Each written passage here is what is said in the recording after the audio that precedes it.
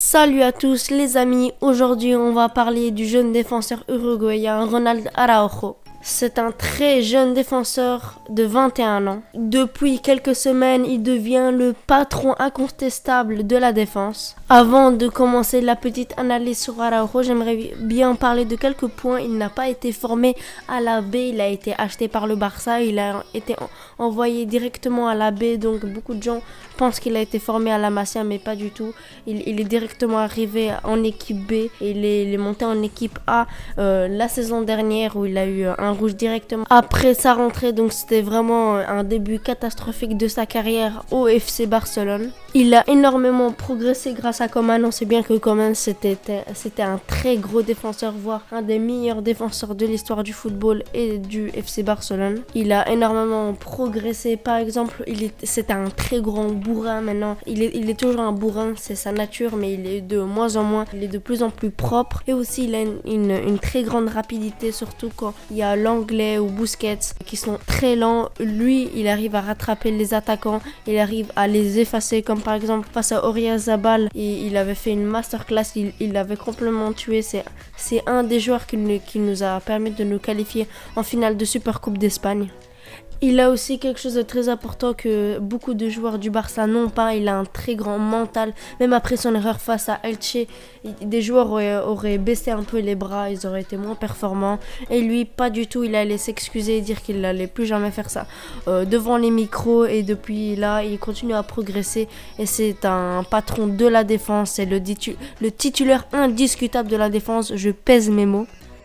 Il s'adapte aussi énormément, il a joué avec plusieurs défenseurs centrales en charnière centrale, il a déjà joué avec Umtiti, l'anglais, et également Mingueza. Donc normalement une charnière centrale doit rester toute la saison pour qu'elle soit complémentaire, et là lui, peu importe avec quel défenseur central il joue, il reste performant, et ça c'est quelque chose de très important.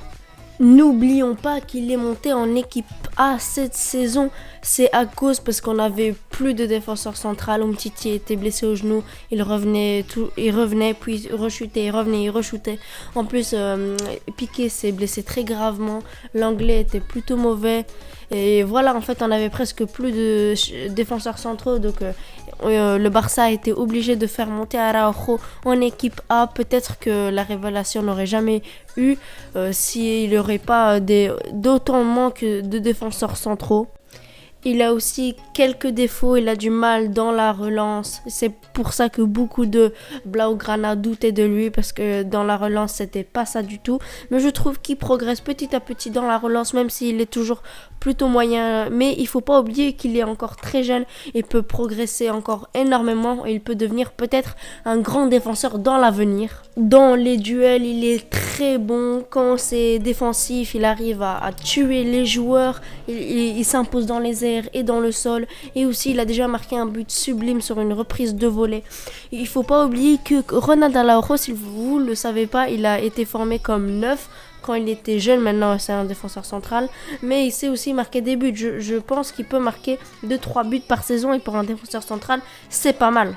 Dans notre effectif, on n'a quasiment aucun défenseur central qui sait marquer et qui est impérial dans les heures. Par exemple, Clément l'anglais, il est catastrophique dans les airs. On s'est pris beaucoup de buts à cause de lui, et Araujo fait énormément de bien sur les corners, mais malheureusement il est tout seul dans les airs et on se prend énormément de buts en corner. Mais heureusement qu'il y a lui, parce que sinon on serait pris encore plus de buts sur des coups de pied arrêtés. Il arrive également à couvrir la zone défensive, surtout qu'avec l'anglais c'est très compliqué. Franchement, ce qu'il est en train de faire à son âge, c'est exceptionnel. Avec Araujo, les joueurs sont plutôt sereins, je trouve. On sait qu'il est fiable, il est régulier, il fait très peu d'erreurs. Par exemple face à Elche, il en a fait une, mais c'est très rare, surtout qu'il revenait de blessure, il me semble. Aussi face à la Juve, il avait créé un penalty, mais il n'y avait pas vraiment penalty, je trouve. Il a juste mis un peu ses bras et Ronaldo a décidé de tomber par terre.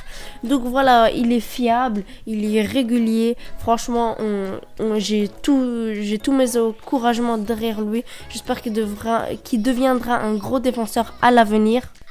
Si il est aligné avec un gros défenseur central, même un bon, par exemple un Koundé, ou peu importe, un bon défenseur central, il peut devenir encore meilleur parce qu'il a des difficultés, c'est normal quand il est avec un défenseur central qui est faible. Disons-le, je pense qu'on peut avoir une très bonne charnière centrale avec Araujo et Umtiti. Donc faisons le point, il est encore jeune, donc il peut énormément progresser. Il a un gros gabarit, il fait 1m91, je le rappelle.